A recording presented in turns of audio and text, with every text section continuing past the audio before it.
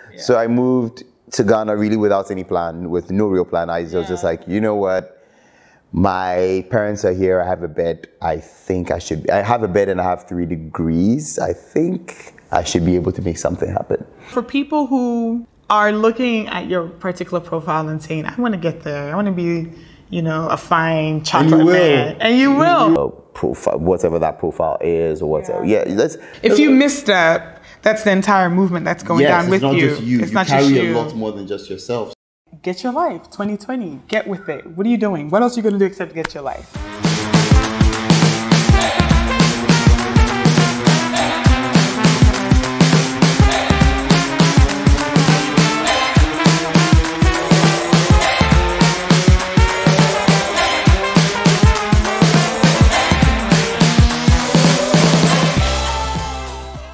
Hey guys, Nana Konamah here, and you know me, I'm always trying to help you find your authentic self.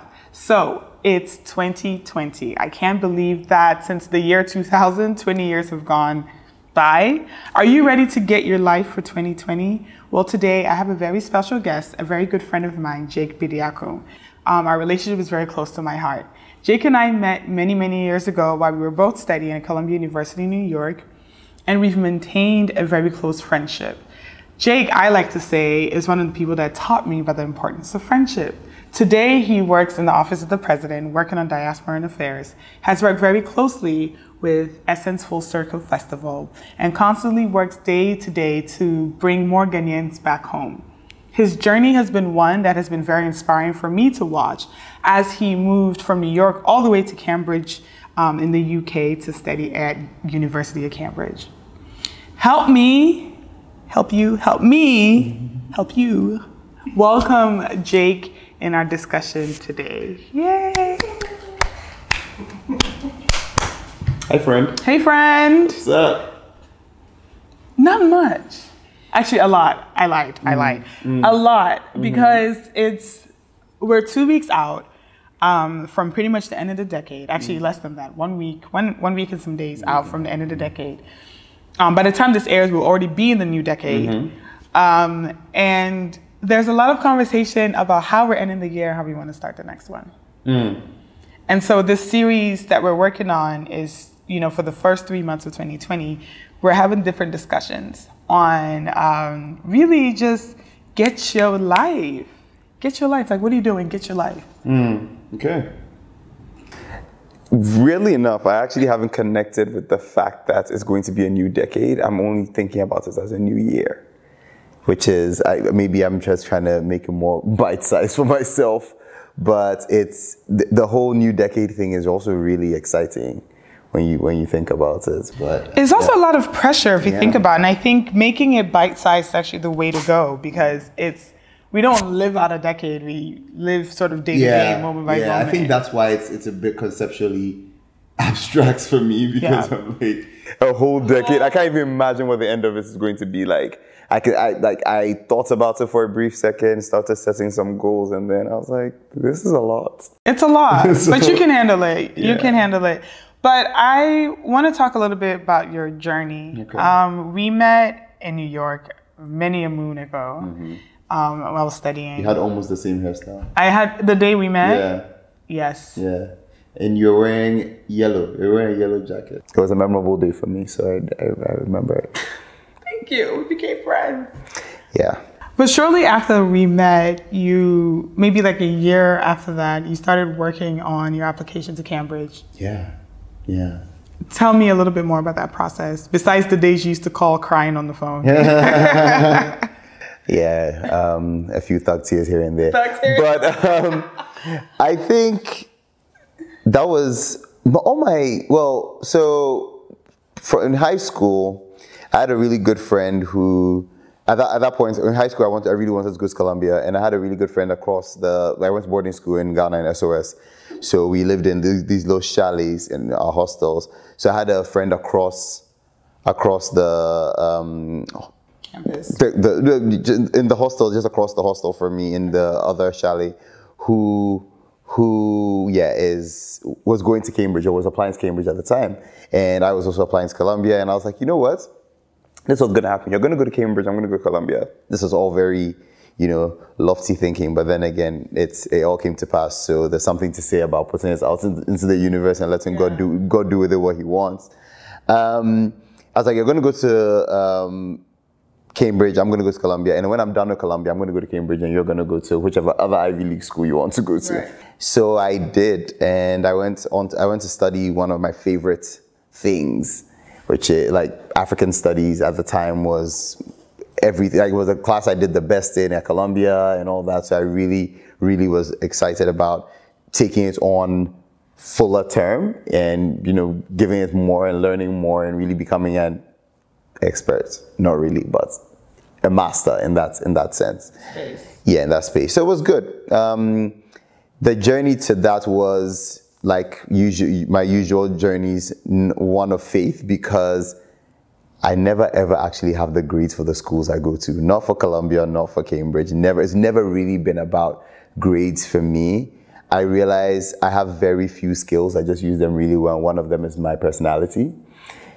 If you meet me, you will like me because I'm a fun person to be around. So I usually use that to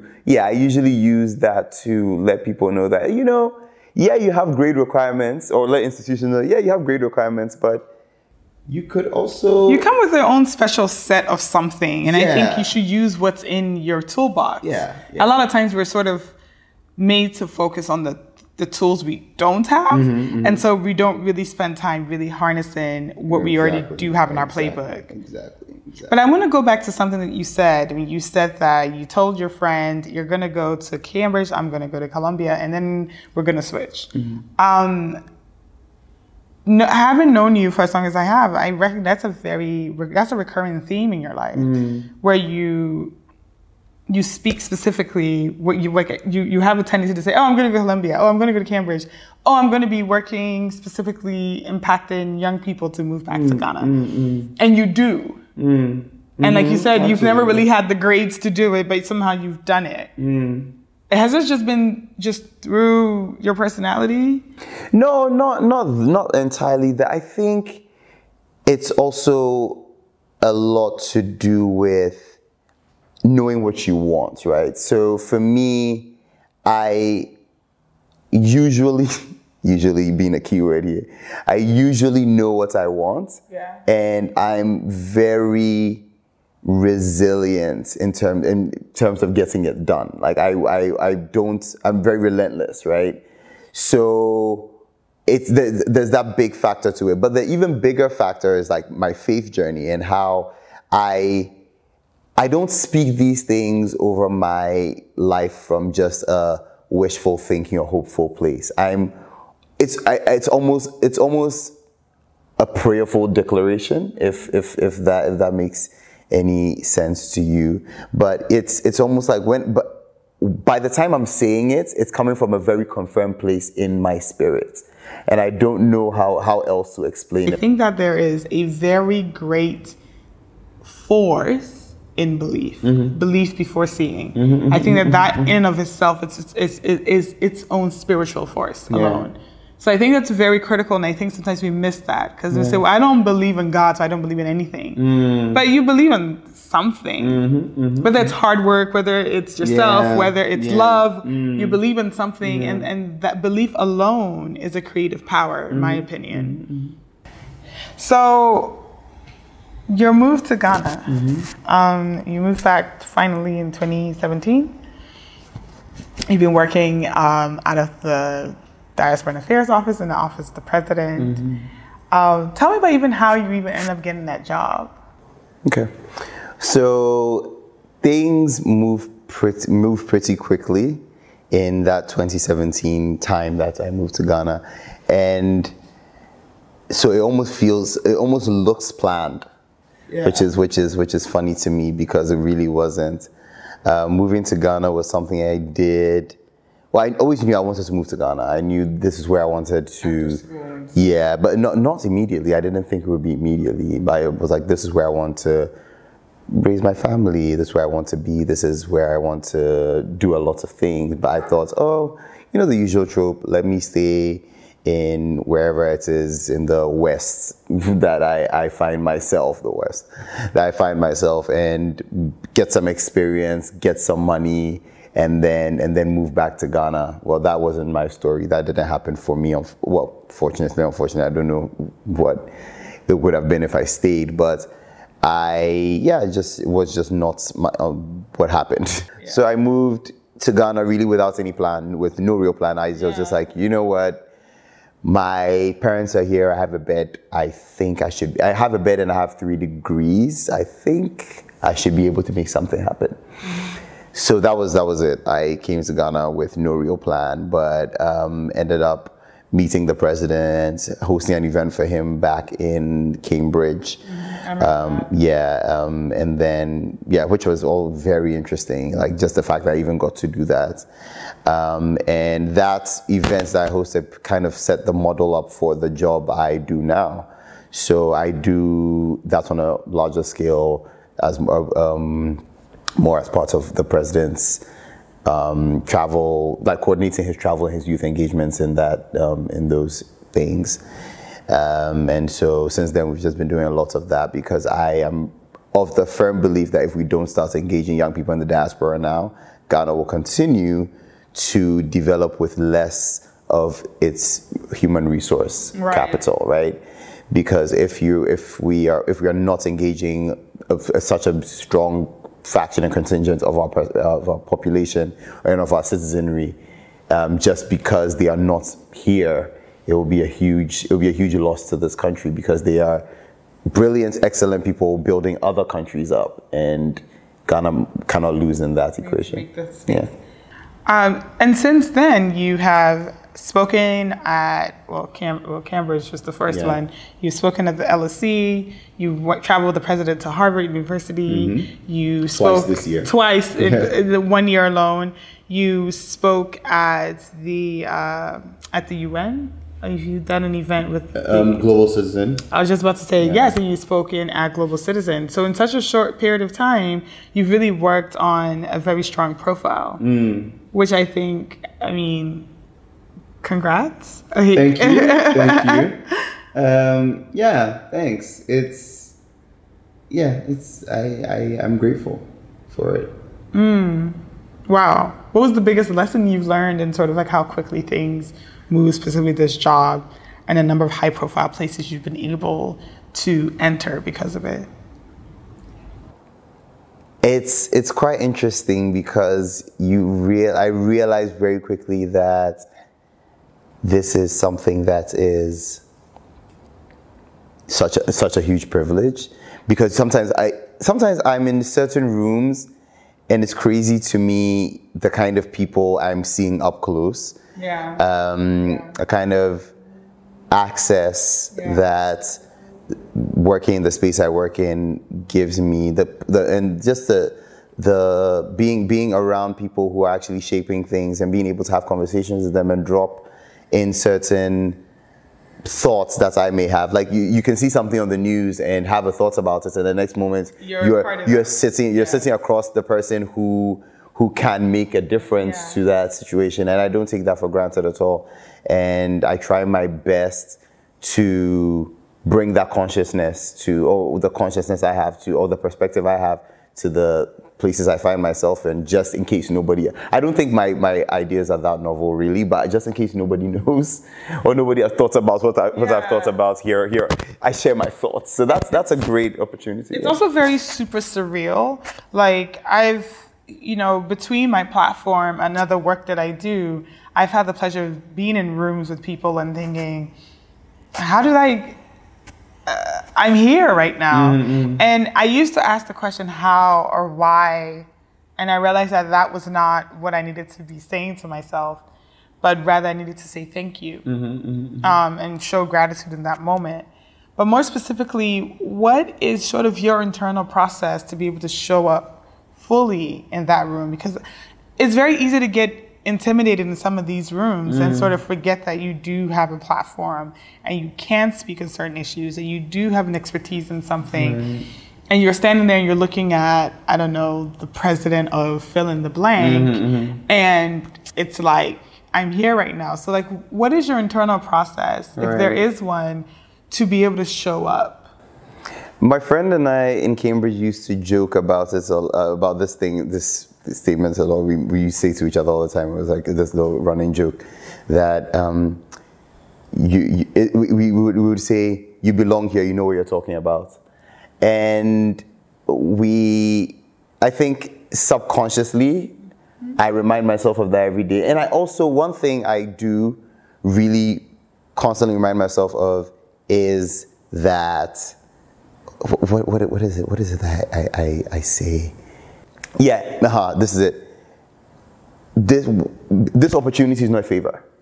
I'm not, it's not something, so nobody is doing me a favor by giving me this opportunity to do the work I'm doing. It's an opportunity, yes, but it's not a favor. It's something that I genuinely believe I am worthy of. It's something I genuinely believe I am capable of doing. And it's something I will do my best at, and I've done my best at, and I've seen results. So I don't, yes, it's a privilege. Yes, it could not be the case, but now that it's happening, I don't ever see myself as, it being like somebody threw me a bone or anything. I take very seriously the fact that I'm not doing a favor. I'm doing something I'm skilled to do, capable of doing, and worthy of doing. Yeah, because I think it's one of those things that we all want to be in some of these spaces, and then we get there and we're like, well, what do I do with this? What am I supposed to say?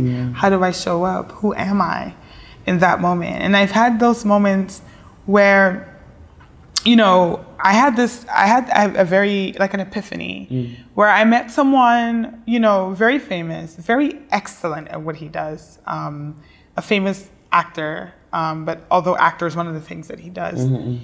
And immediately meeting him, and he was super, super chill, super humble. And I told him what I did, and this is when I was still working with my solar company, working in innovations. And immediately he was like, oh, I really want to do solar in my house, so tell me about it. Should I do?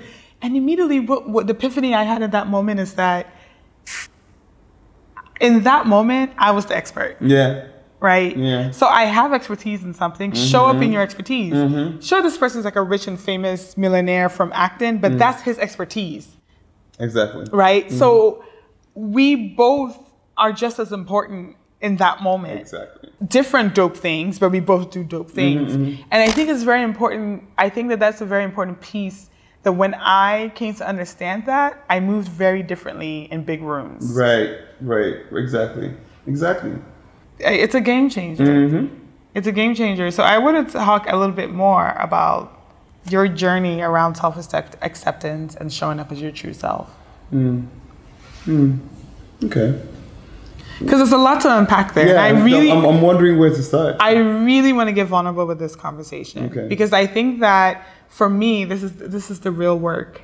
Really revealing to people that no matter where we find ourselves, this journey of self-acceptance is not necessarily easier or harder for anybody.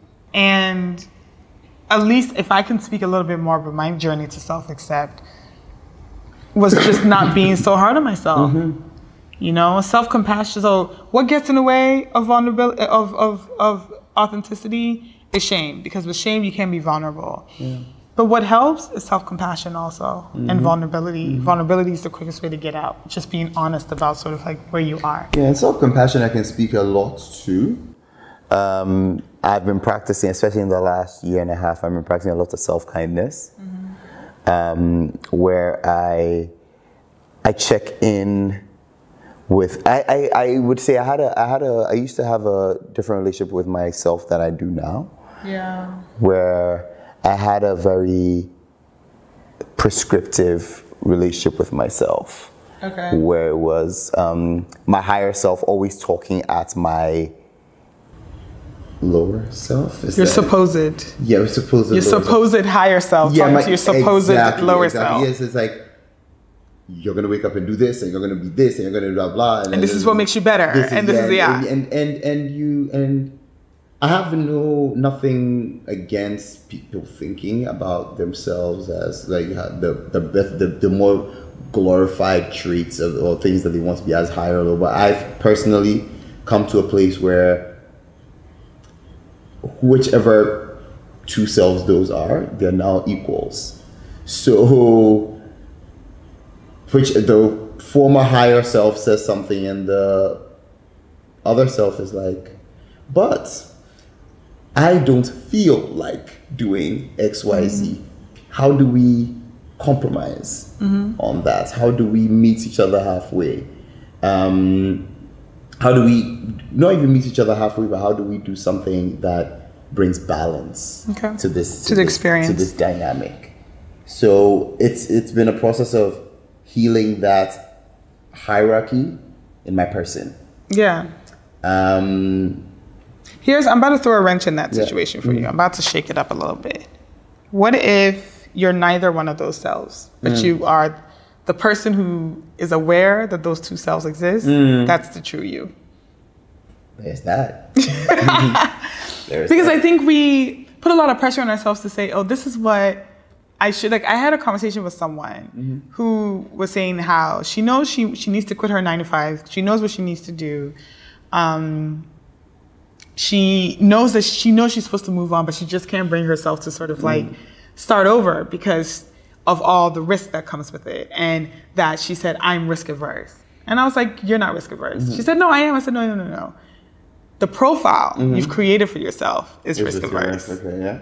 Because your soul is very clear on the experience it wants to have. Because like you said that the spirit knows. Yes. So the spirit is constantly calling out for you to live a certain existence. And you keep denying it on the premise that you are risk averse. No. Your soul, which is the true you, the person on the inside, that tripartite side, the soul and the spirit, that part of you that exists spiritually in connection with the higher power, knows very much what your purpose is and is calling out for you to make those steps. But you've created a profile of yourself that denies that. Yeah. You know what I mean? So I think sometimes what we're battling is these profiles we create of ourselves. Yeah, and profiles that are also projected onto us. Are projected onto us. Yeah.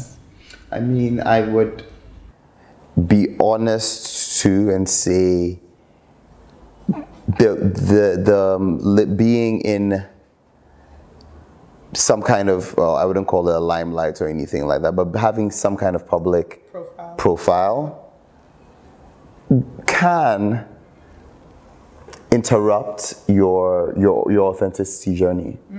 Wow. Right? Let's unpack that. I love this. I love where this is going. I think there's so much to unpack there. It can. It's because, as I said in the beginning of this whole self-acceptance thing, is you're never more aware, right, that you do not exist on your own until you get into a space where you actually have some kind of public profile. Because immediately you realize that you're carrying more than just how you think about things or how you feel. You're carrying a movement. You're carrying things with you. You have to self-censor to a certain degree, or you feel like you have to. Like you need to self-censor. You feel like you need to. Because of optics. Yeah, and you need to take care of other people before yourself, and you need to focus on what, like, the bigger picture all the time, regardless of how you're feeling. You need to think about how your actions or inactions can affect not just yourself, because maybe you are okay with dealing with it, but other people that are connected to the work that you're doing, the profile, whatever that profile is, or whatever. Yeah, if you misstep, that's the entire movement that's going down with you. It's not just you. It's you not carry just you. a lot more than just yourself. So if you going through a journey of self-acceptance, and also navigating a public opinion almost of yourself and the things that you're working on, or what you're affiliated with, the movement or work or whatever you're affiliated with, can be quite difficult. And you find that when you're doing that work, you're doing it the self-acceptance work is personal. Whereas, closed doors. Was it? It's very behind closed doors. It's behind closed doors, and it's also very. You almost can be tempted to put it on hold because it takes. The stakes are lower, whereas for other things the stakes are much higher, and you would be more inclined to serve the interests of the wider world before serving yourself. And I think that's why the self-care journey for highly influential people is so critical, because it's very easy to get into that place where it becomes all about the movement. It's all about the movement. So it becomes about, well, what do I need to say? How do I need to present myself? That constantly preserves the message to the point that you can almost forget about self-preservation and self-care. That's very true. So what would you say, like, to people who are looking to you right now and they're looking at your profile and say, well, I really want to get there, right? I want to be a double IV, 3 degrees, have a high profile job, have a high profile position. What would you say to those people about, 1, how to self-care, 2, how to maintain that authentic core?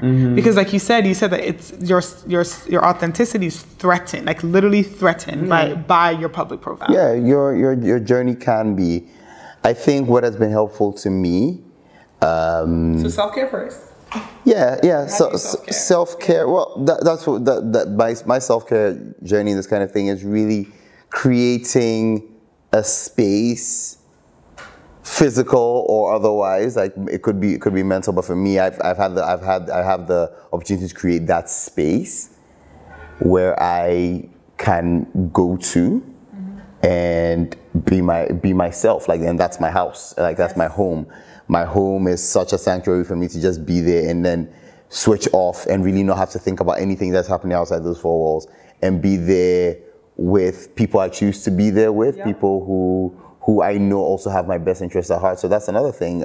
Self-care is also, for my self-care is also has to do with forming or drawing on very solid friendships and relationships that I have that I know are there beyond my public profile or role or all those things, and these are people I engage with as friends, and like these are people I can trust and feel comfortable with and share whatever I'm going through with, and really just be so investing in that and investing in creating a space where I control what happens in that space, because everything outside in the outside world is very precarious, but you can create a small space for yourself where you can control what happens there, and you can connect with yourself in that space. So for me, that's what it's been. Yeah. For me, in addition to obviously having a sanctuary, a home that I can connect with, solid friendships, journaling is actually my vulnerability center. It's like my temple of vulnerability. It's where I can go into and be truly vulnerable if I'm being truly honest with myself. Yeah. It's where I give myself the chance to be truly honest to myself and compassionate with myself. So thank you for touching on it. I think a lot of people need to, this journey is not that simple. I think people see it and they think, well, it must be easy. It's boom, boom, boom. You know the president, you know this person, you know that person. So it's like, click, plug and chug. So, for people who are looking at your particular profile and saying, I want to get there. I want to be, a fine chocolate man. And you will. But I want to be a fine chocolate man who wears nice clothes and goes to work where the president lives and etc. We've talked a little about the self-care journey. You said sanctuary and spaces to be vulnerable, which for you is friendships. So now I want to talk a little bit more about sort of like, what do you take with you on the authenticity journey when you do have a public profile at stake or public messaging at stake? It helps when you are really working, like your public profile is really linked to something you truly believe in. Oh yeah, oh wow. Yes, right. Absolutely. So personally, I don't struggle with reconciling who I am with what I'm doing, because it's literally what I believe in, So that helps. I'm conscious that not everybody has or is currently in a space where their day-to-day work or their life's work is what they're also paid to do. Not everybody has that, and I'm conscious of that, but there's still ways in which you can live out your purpose in whatever space you find yourself in. And for me, that's what you bring on your authenticity journey, right? It's that sense of what makes your heart beat faster, and how can you incorporate that into your day-to-day to create that sense of purpose, even if you're doing something very mundane. Because we make purpose this really big thing. Lofty, like super really big thing. But for me, I've come to understand it as, how you show up to whatever you do consistently and most comfortably. Like if it sits, try as much as possible to do things that sit well with you, and eventually when your actions and your beliefs meet, there's that peace. It's sweet. Sweet spot. And so that's it. I love that. I absolutely love that. On this journey, that's gold. That's absolute gold. Because I think we want to be successful for successful's sake, for success' sake. But your success should come out of that. And you know what? This echoes a point that one of my advisors in graduate school actually said. Like, look, there's a sweet spot between what you love to do, what your passion is, what the world needs you for, and what you're good at. She said that is literally the sweet spot of life, because then you're fulfilling the purpose, you're also delivering a service that you can pay for, you can make a living out of it, and you're bound to be successful because you're needed, and your work is needed, and it's necessary, both on a personal, relational, and global level. So thank you very much for echoing that sentiment. I think it's a very, very important point for people to connect with. So thank you so much. So in closing, give me one more nugget. Although I feel like the last nugget was pretty hard to top, but just like one last nugget that you are going to be leaving my couch with. And then when you're done, you can get off my couch and go home. After you feed me. One thing I think I am ready to share is it's important to take inventory of your life. And realize what you have at your disposal and maximize that, rather than obsessing about what you don't have.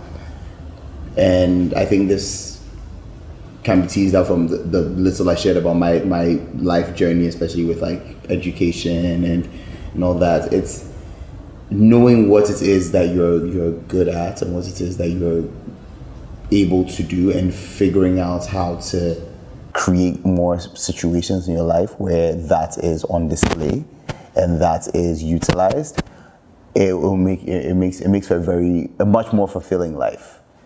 Right. I think in our generation we have a slight issue. I love being a millennial, and I love living in the 21st century, and I really think it's the greatest generation ever. But every generation has its issues, and for us, we are constantly bombarded with this sense of inadequacy.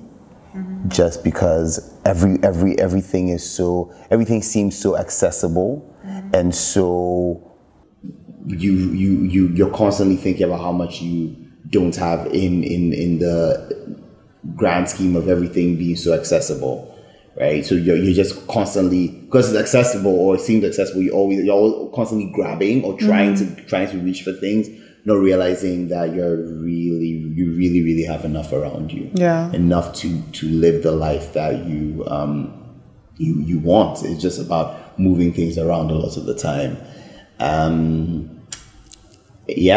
for me, that's something that I'm very conscious of, and something that I'm thinking a lot more of now. Like literally looking at life and not seeing deficits exactly, and just being like, okay, you can also really acknowledge the things that you don't have, but the fixation needs to not be the case. You can't fixate about what you don't have, especially because you have so much more. Yeah.